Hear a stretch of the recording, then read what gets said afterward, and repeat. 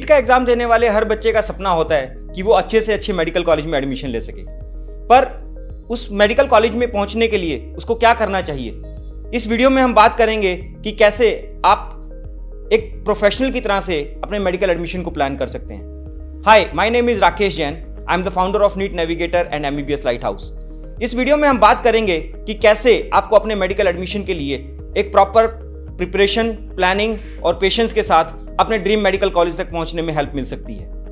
तो इस वीडियो में सबसे पहले हम बात करते हैं कि अगर आपको एक अपने ड्रीम मेडिकल कॉलेज तक पहुंचना है तो सबसे पहले आपको क्या करना चाहिए।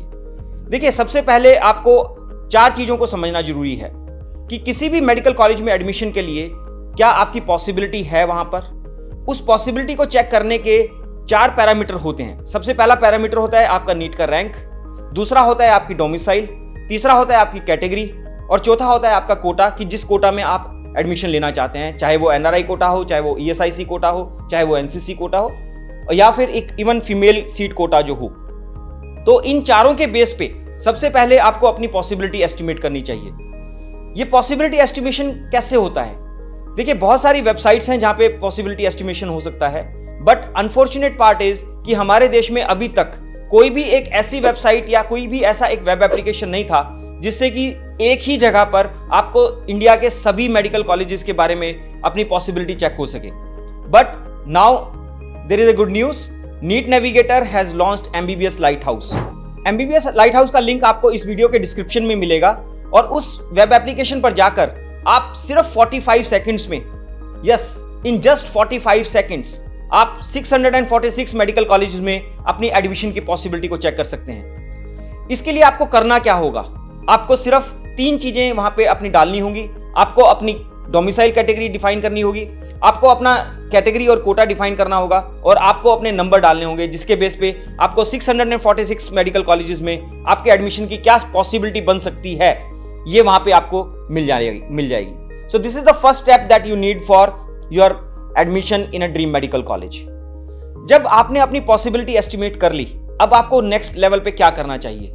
दूसरी चीज जो आपको सबसे इंपॉर्टेंट होती है कि आपको अपनी एलिजिबिलिटी डिफाइन करनी जरूरी होती है। आपने पॉसिबिलिटी को एस्टिमेट कर लिया कि किस किस कॉलेजेस में आपके एडमिशन हो सकता है, बट उन कॉलेजेस की फीस स्ट्रक्चर, उन कॉलेजेस का इंफ्रास्ट्रक्चर, ये सब आपको समझना जरूरी है। उस इंफॉर्मेशन से आपको हेल्प मिलेगी कि मैं किस किस कॉलेजेस को टारगेट करना चाहता हूं। उस एलिजिबिलिटी को जानने के आपको 2 एडवांटेज मिलेंगे। सबसे पहला, आपको उस कॉलेज के बारे में रिसर्च करने के लिए मौका मिल जाएगा और दूसरा, जिस काउंसलिंग के थ्रू आप उस कॉलेज तक पहुंच सकते हैं उसके बारे में आपको जानना जरूरी हो जाएगा। उस काउंसलिंग की जानकारी के लिए तीसरा स्टेप जो सबसे जरूरी है, आपको उस काउंसलिंग का प्रोस्पेक्टस बहुत ध्यान से पढ़ना चाहिए। मैं आखिर ऐसा क्यों कह रहा हूं? देखिए, हर काउंसलिंग के कुछ अपने set of rules and regulations होते हैं। अगर आपने उन रूल्स एंड रेगुलेशन को समझने में कुछ भी गलती कर दी तो ना सिर्फ आपका एक अपॉर्चुनिटी लॉस हो सकता है बल्कि आपका फाइनेंशियल लॉस भी हो सकता है। हर साल हजारों बच्चे अपने लाखों रुपया काउंसलिंग में रूल्स एंड रेगुलेशन की जानकारी ना होने के कारण अपनी सिक्योरिटी फॉरफीचर में गवा देते हैं। तो आपको यह इंश्योर करना है कि आपको हर काउंसलिंग के रूल्स एंड रेगुलेशंस बहुत अच्छे से पता हों। तीसरा, आपको जो स्टेप करना है, आपको उस काउंसलिंग में पार्टिसिपेट करना है।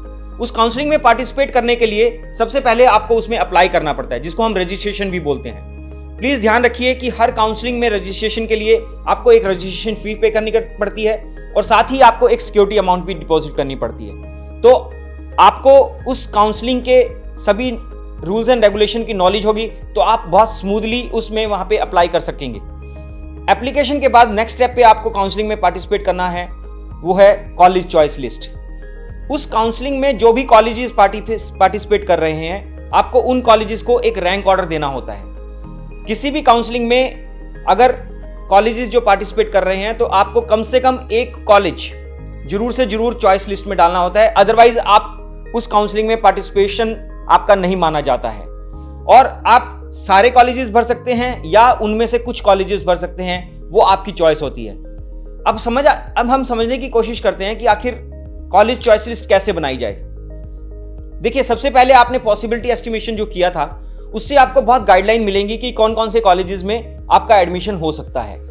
अब जब आप कॉलेज चॉइस लिस्ट बना रहे हैं ये जानना बहुत जरूरी है कि आप सभी कॉलेजेस को वहां पे डालना बहुत जरूरी नहीं है। देखिए, सभी कॉलेजेस को तभी डालने का फायदा होता है जब हमारे को उस काउंसलिंग में एडमिशन के चांसेस बहुत कम हो। अगर आपके चांसेस मीडियम या हाई हैं तो प्लीज आप सिर्फ अच्छे कॉलेजेस को ही कॉलेज चॉइस लिस्ट में डालिए, क्योंकि अगर आपने जिन कॉलेजेस में आपको एडमिशन नहीं लेना है अगर उनको भी आपने कॉलेज चॉइस लिस्ट में डाल दिया तो या तो आपका वो राउंड खराब होगा और या फिर आपके पैसे खराब होंगे। तो इसलिए बहुत जरूरी है कि आप अपनी कॉलेज चॉइस लिस्ट को बहुत ध्यान से बनाएं। उस कॉलेज चॉइस लिस्ट में कोई भी गलती ना हो, क्योंकि एक छोटी सी गलती आपको आपके ड्रीम मेडिकल कॉलेज से बहुत दूर ले जाएगी। Last but not the least, जो सबसे क्रिटिकल कंपोनेंट है वो है डॉक्यूमेंट्स। देखिए, काउंसलिंग में पार्टिसिपेट करने के लिए और उसके बाद जब सीट अलॉटमेंट होती है उसके बाद जो आपको एडमिशन के लिए आपको बहुत सारे डॉक्यूमेंट्स का होना जरूरी होता है और ये सभी डॉक्यूमेंट्स बहुत क्रिटिकल होते हैं। अगर आपके पास कोई भी एक डॉक्यूमेंट मिसिंग हो गया तो आपको एडमिशन के टाइम पे आपका एडमिशन रिजेक्ट हो सकता है। इसलिए बहुत ध्यान से अपने कैटेगरी सर्टिफिकेट, अपने एजुकेशनल सर्टिफिकेट्स, अपने आइडेंटिटी सर्टिफिकेट्स, इन सब चीज़ों को बहुत ध्यान से सब डॉक्यूमेंट्स को बहुत अच्छे से अपने पास रखिए और उनकी पूरी एक फाइल तैयार कीजिए और उस फाइल को लेके ही आप अपने काउंसलिंग और एडमिशन में पार्टिसिपेट कीजिए। तो इस वीडियो में दिए गए मैंने जो टिप्स थे उससे आप एक बहुत अच्छे तरीके से अपने ड्रीम मेडिकल कॉलेज तक के सफर को पूरा कर सकते हैं। अगर आपको भी ये वीडियो अच्छा लगा हो तो प्लीज इस वीडियो को ज्यादा से ज्यादा बच्चों और ज्यादा से ज्यादा जानकारों तक शेयर करें ताकि इस वीडियो का फायदा ज्यादा से ज्यादा लोगों तक पहुंच सके। Please subscribe to our channel. On this channel we give lot of important and authentic information about medical admission counseling. Thank you.